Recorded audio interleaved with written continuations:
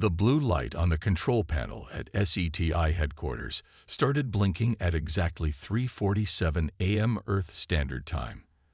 The night shift operator, John, almost spilled his coffee when he saw the signal strength.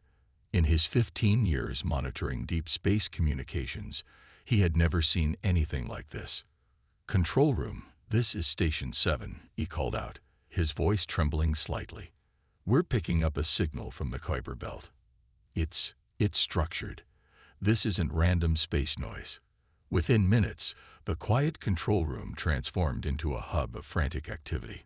Scientists rushed to their stations, computers hummed to life, and the main screen displayed a complex pattern of repeating signals. Dr. Robert Wilson, the head of signal analysis, leaned forward in his chair, his eyes fixed on the scrolling data. "This is definitely artificial," he announced. "The pattern is too precise to be natural. We're looking at an alien transmission." The signal continued for hours, growing stronger. As the world's best code breakers and linguists worked to decipher it, a pattern emerged. The message wasn't just random communication. It was a distress call. By noon the next day, the United Nations had convened an emergency session. Representatives from every major space agency gathered in New York, their faces showing a mix of excitement and concern as they reviewed the translated message. The aliens called themselves the Collective. Their massive fleet of ships, carrying over 1 million beings, had suffered a catastrophic failure of their propulsion systems. Despite their advanced technology, they were stranded at the edge of our solar system. "But why contact us?" asked the Russian representative. "Surely their technology is far beyond ours." The answer came in the next part of their message, which left everyone in the room stunned. The aliens had specifically requested human help. They had been observing Earth for some time and had seen something in humanity that they believed could save their fleet. "They've been watching us." The Chinese representative looked worried. "For how long?" "That's not the important part," interrupted Dr. Wilson, who had been called to brief the assembly. "The important part is that they need our help. Their message indicates their entire civilization depends on it." The debate raged for hours. Some nations wanted to ignore the call, fearing a trap. Others saw it as humanity's chance to prove itself on the galactic stage. In the end, curiosity and the desire to help won out. A plan was quickly formed. Earth would send its best engineers, mechanics, and problem solvers on a mission to the stranded fleet. The journey would take 3 weeks using Earth's fastest spacecraft. As preparations began, more details arrived from the Collective. Their ships operated on principles that seemed like magic to human scientists: quantum drives, gravity manipulation, and energy systems that defied known physics. Yet somehow, all of these advanced systems had failed simultaneously. The selection process for the human team was intense. They needed people who could think creatively, work under pressure, and adapt to unprecedented situations. The final team included engineers, mechanics, and specialists from various fields. Among them was Mike Wilson, a mechanic known for fixing the unfixable. "Sometimes the most advanced problems need the simplest solutions," he said during his interview. They also chose Emma Roberts, a systems engineer with a reputation for unconventional problem-solving approaches. As the team prepared for launch, more signals arrived from the Collective. The situation was growing dire. Their life support systems were starting to show signs of strain. What had started as a propulsion problem was spreading to other systems. The human rescue mission launched on a clear morning from Cape Canaveral. As the rockets roared to life, carrying humanity's representatives to their first official alien encounter, no one knew exactly what they would find. The mission commander's final words before launch echoed across the world. "We go not just as representatives of Earth, but as problem solvers for an advanced civilization. They may have technology we can barely understand, but we have something they need: human ingenuity." As the spacecraft disappeared into the sky, humans around the world held their breath. The greatest test of humanity's abilities was about to begin, and the stakes couldn't be higher. 1 million alien lives hung in the balance, waiting for help from a species they had only observed from afar. The question on everyone's mind was simple. What had these advanced beings seen in humanity that made them believe we could solve a problem their superior technology couldn't fix? The answer lay 3 weeks away, in the cold depths of the Kuiper Belt. The human rescue ship approached the alien fleet after 3 weeks of travel. What the crew saw left them speechless. Hundreds of massive ships floated silently in space, their sleek designs unlike anything humans had ever built. The vessels seemed to glow with a faint blue light, stretching for miles in every direction. "Look at the size of those things," Mike whispered, his face pressed against the viewport. Each alien ship was at least 10 times larger than Earth's biggest ocean liner. Commander Miller guided their ship toward what appeared to be the fleet's command vessel. As they got closer, they'd noticed something odd. There were no visible engines, no thrusters, no obvious means of propulsion. The docking procedure was surprisingly simple. The alien ship created some kind of energy field that gently pulled their vessel into a massive bay. As the humans prepared for their first face-to-face contact, they could feel their hearts pounding. The airlock cycled, and they stepped into the alien ship. The air was breathable, just as the collective had promised. The interior was a marvel of engineering, smooth, curved walls that seemed to glow from within, and gravity that felt exactly like Earth's. Their first sight of the aliens was unexpected. The beings that greeted them were tall and slender, with smooth, metallic-looking skin that shifted colors like oil on water. They'd moved with fluid grace, but their movements seemed almost too perfect, too calculated. The alien leader introduced itself through a translation device. "We are grateful for your arrival," it said. "I am First Navigator. We face a crisis we cannot solve alone." The humans were led to a vast control room. Holographic displays filled the air, showing the status of every ship in the fleet. Red warnings flashed everywhere. As the alien engineers explained their situation, the humans began to understand the problem. The collective had developed their technology to a point where everything was automated, theoretical, and perfect. Their ships ran on complex quantum principles and AI systems that operated beyond normal spacetime.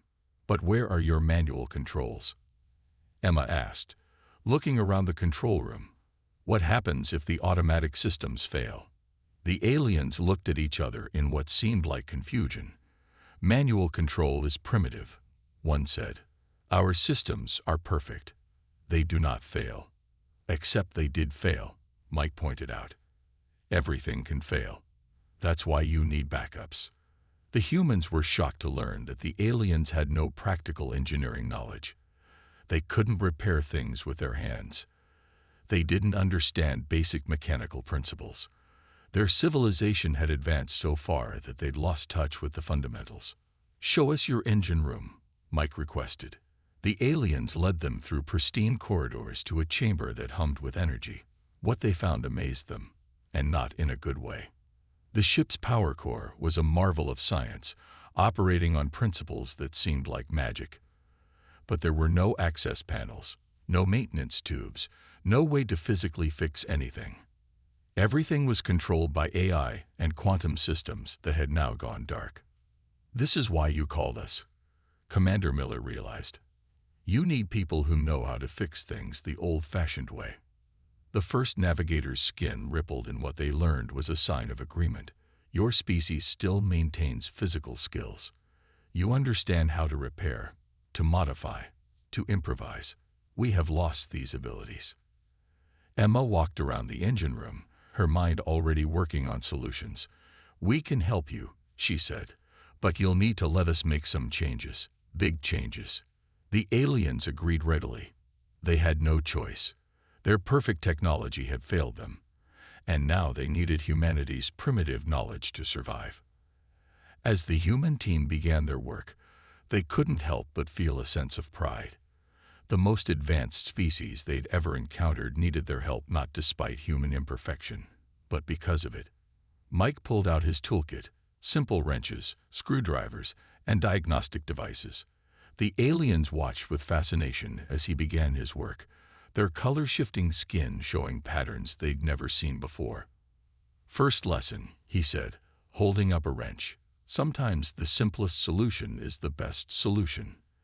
The aliens gathered around, eager to learn what they had forgotten over millennia of technological advancement. The basic principles of mechanical engineering that humans still valued and maintained. The real work was about to begin. Mike stood in front of the alien ship's main power core, scratching his head as he studied the complex system before him. The quantum engine, as the aliens called it, was both beautiful and baffling. Energy flowed through crystalline structures in patterns that seemed to defy physics itself. "So let me get this straight," he said to the alien engineer beside him. "You have no idea how to restart this manually." The alien's skin rippled with what the humans had learned was embarrassment. The system was designed to operate eternally without maintenance. The concept of manual restart was never considered necessary. Emma walked around the core, taking readings with her modified scanner. The alien technology was incredibly advanced, but it followed a pattern she was beginning to understand. Everything was designed for perfection, with no room for error or human intervention. "It's like they built a perfect machine and threw away the keys," she muttered to Commander Miller. "No backup systems, no manual overrides, not even basic access panels." The assessment team spread throughout the massive ship, discovering the same pattern everywhere. The aliens had created technology so advanced it had become a black box, impossible to fix when it broke. In the medical bay, Dr. Thompson found healing pods that could cure almost any illness, but had no way to be repaired if they malfunctioned. In the food production area, matter replicators could create any meal imaginable, but their inner workings were completely sealed. They'd built themselves into a corner. Commander Miller said during the team's first assessment meeting, "Their technology is perfect until it fails, and when it fails, they're helpless." The aliens listened to this assessment with growing concern. Their skin colors shifted rapidly, showing their distress. "Can you help us?" the first navigator asked. "Our people are growing worried. Some ships are beginning to show signs of life support deterioration." Mike pulled out a piece of paper, actual paper, which fascinated the aliens, and started sketching.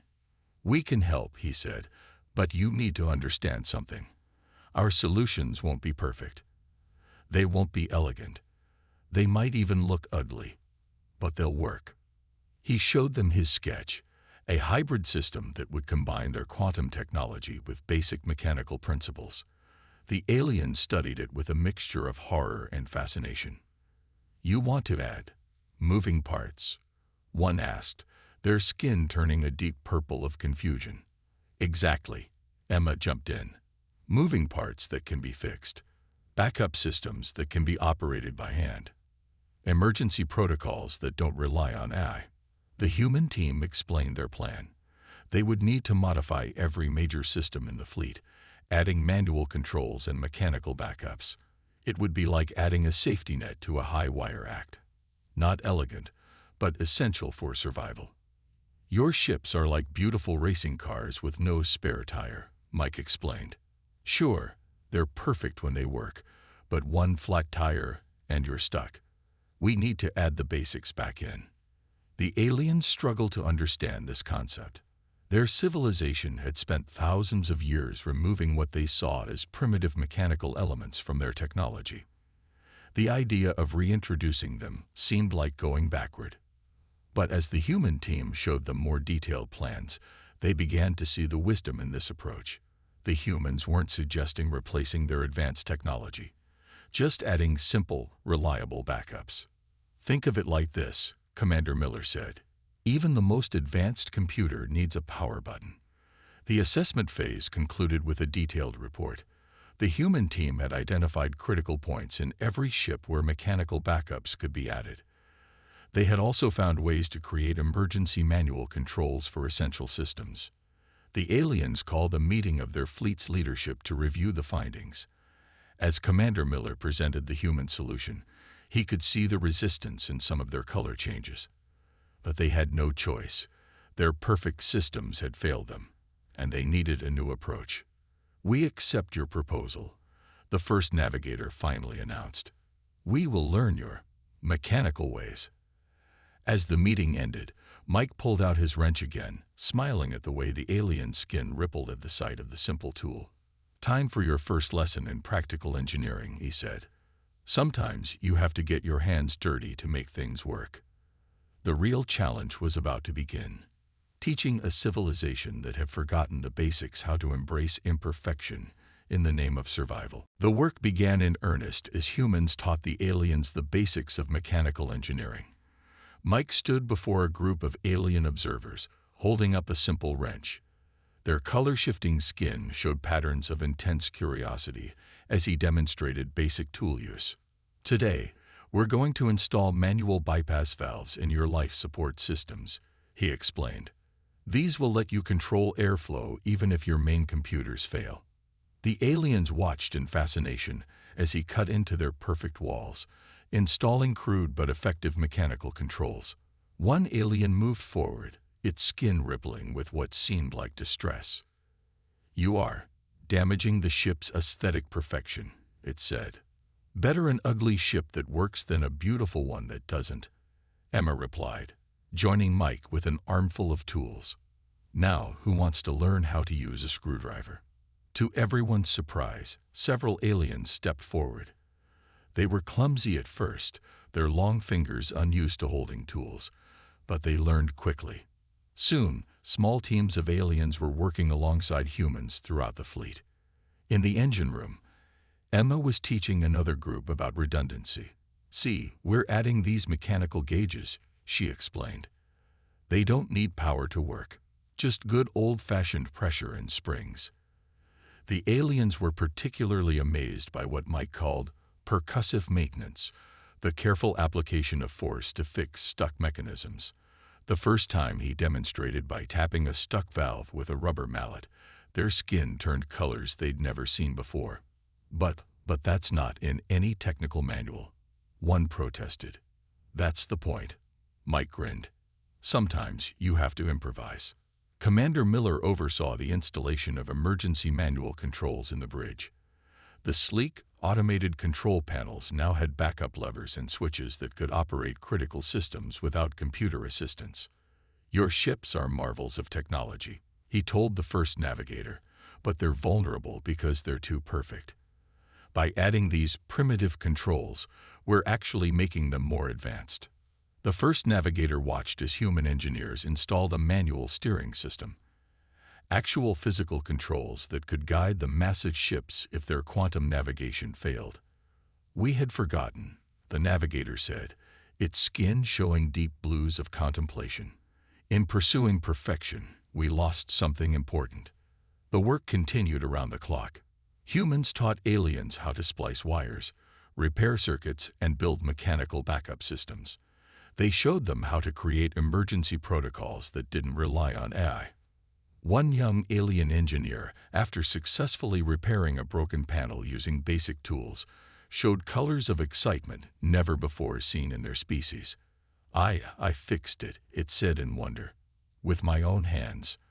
Emma was teaching another group about the importance of maintenance schedules when an alien asked a profound question. "Why do humans keep these primitive skills when you have computers?" She thought for a moment before answering. "Because we know that anything can fail. Having basic skills isn't primitive. It's practical. It's like knowing how to walk even though you have a car." The aliens began to embrace these new ideas with increasing enthusiasm. They started modifying their own technology, adding manual backups and simple mechanical systems alongside their quantum technology. By the end of the week, the first ship was ready for testing. The humans had installed manual controls, backup systems, and emergency protocols throughout the vessel. It wasn't as aesthetically perfect as before, but it was far more reliable. "Now," Mike said, standing before the assembled alien crew, "we're going to shut down your main computer and practice running everything manually." The alien skin showed nervous patterns, but they were ready. When the computer went dark, they worked their new mechanical systems with growing confidence. The ship continued to function perfectly, even without its quantum eye. "This is remarkable," the first navigator said, watching its crew operate the manual controls. "We have gained something we didn't know we had lost." As the humans moved on to modify the next ship in the fleet, they could see the aliens practicing with their tools during break periods. Some had even started suggesting improvements to the backup systems. They're natural engineers, Emma told Commander Miller. They just needed to remember how to use their hands again. The perfect fusion of advanced technology and basic mechanics was beginning to take shape, and with it, a new understanding between two very different civilizations. The warning alarms blared across the alien fleet without warning. On the command ship's bridge, displays flashed red as system after system began to fail. The first navigator's skin turned a pale white, a sign of extreme fear. "Primary quantum core is destabilizing," an alien technician called out. "The cascade is spreading through the neural network." Commander Miller rushed to the main control panel, where both aliens and humans were frantically working. The quantum systems that connected all ships in the fleet were failing simultaneously, creating a chain reaction that threatened to disable every vessel. "Switch to manual controls," he ordered. "Mike, Emma, get down to the engine room. We need those backup systems online now." The aliens moved quickly to the newly installed mechanical controls, their recent training being put to the ultimate test. Some showed colors of fear, but they remembered their human lessons. In the engine room, Mike and Emma found chaos. The quantum core was pulsing with unstable energy, sending surges through all connected systems. The alien engineers stood frozen, their skin cycling through colors of panic. "Remember your training," Mike shouted. "Cut power to the quantum network. We'll run on the backup generators." Emma rushed to the manual override they had installed just days before. It was a simple mechanical switch, practically ancient technology compared to the alien systems, but it worked without fail. She pulled it hard, disconnecting the ship from the failing quantum network. Throughout the fleet, other ships followed suit. The humans had insisted on installing similar manual overrides on every vessel, despite initial resistance from some alien engineers who thought it inelegant. "Life support is failing," came a call from above decks. The artificial gravity began to fluctuate.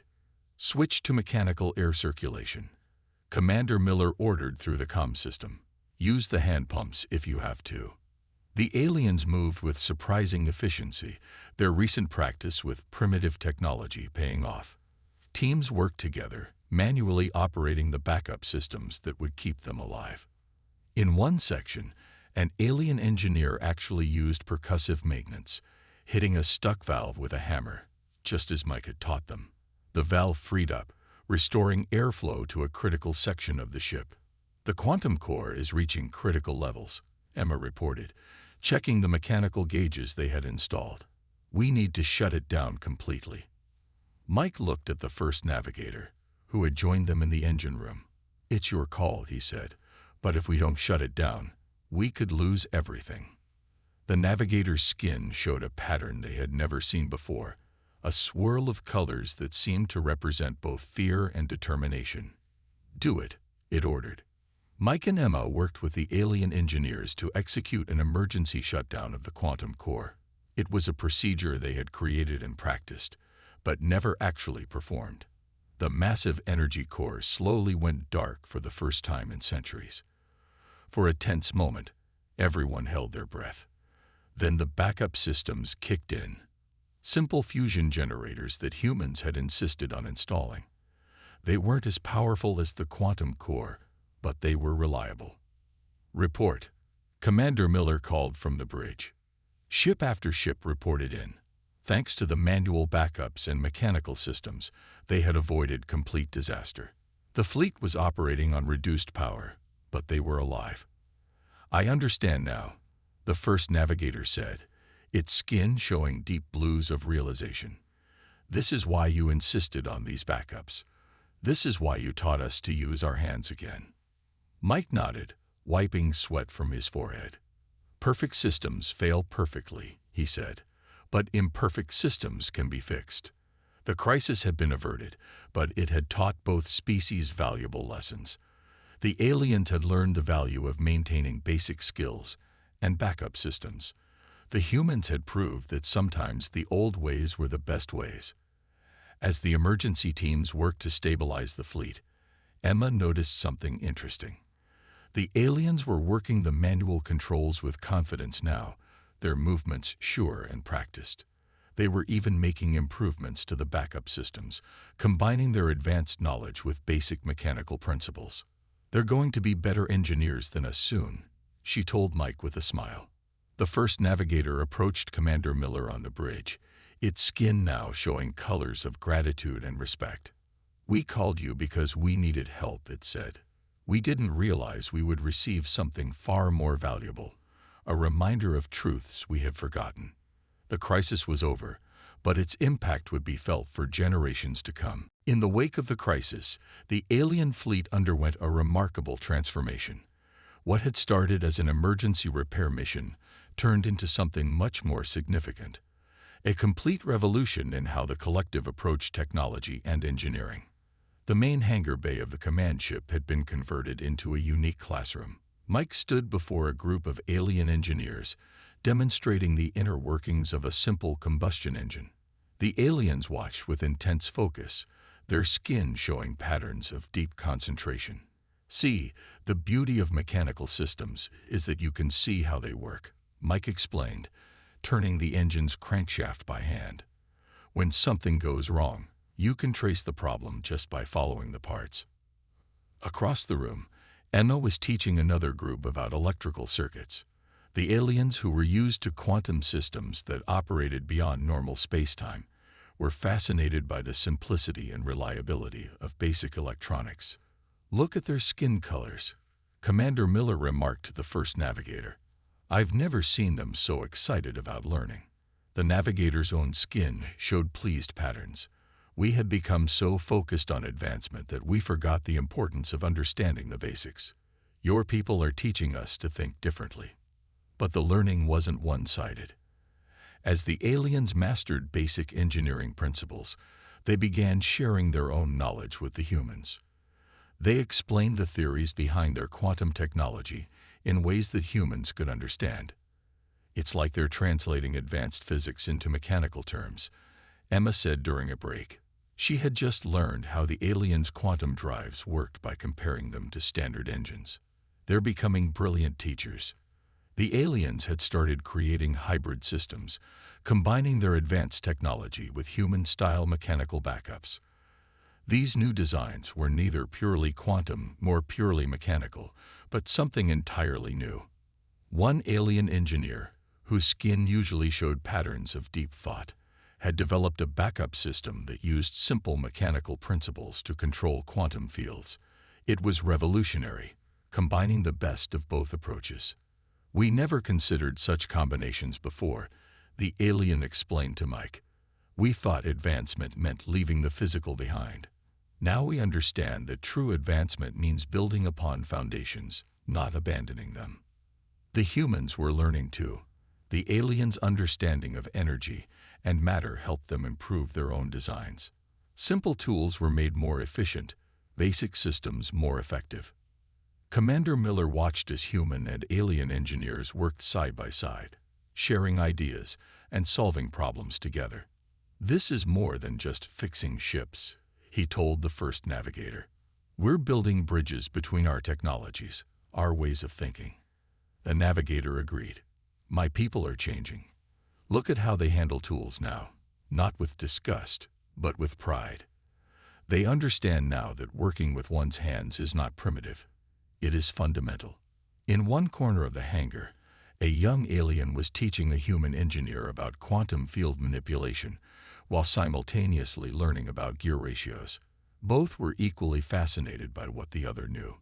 The aliens had begun keeping physical maintenance logs, actual books with paper pages, alongside their quantum databases. They found satisfaction in recording their work by hand, in seeing their progress in physical form. "It's like they're rediscovering their connection to the physical world," Emma observed. All this time, they thought they were evolving beyond it, but they were just disconnecting from something essential. The humans, too, were evolving in their understanding. They began to see how mechanical principles could be applied to quantum systems, how the physical and the theoretical could work together. As the days passed, the fleet became a floating university of sorts. Knowledge flowed freely between species. The aliens learned about backup systems, manual repairs, and the importance of redundancy. The humans learned about quantum mechanics, energy manipulation, and advanced physics. "We came here to save them," Mike said to Commander Miller, watching an alien confidently repair a mechanical system. "But I think they're saving us too. Think about what we can achieve by combining our approaches." The first navigator, observing the exchange of knowledge, showed colors of deep satisfaction. "Perhaps this is why the universe brought us together. Not just to solve a crisis, but to learn from each other."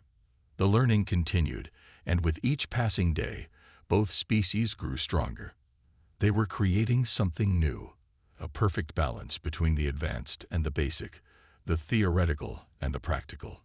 The future held possibilities neither species had imagined before. 3 months after the humans first arrived, the alien fleet was ready to resume its journey.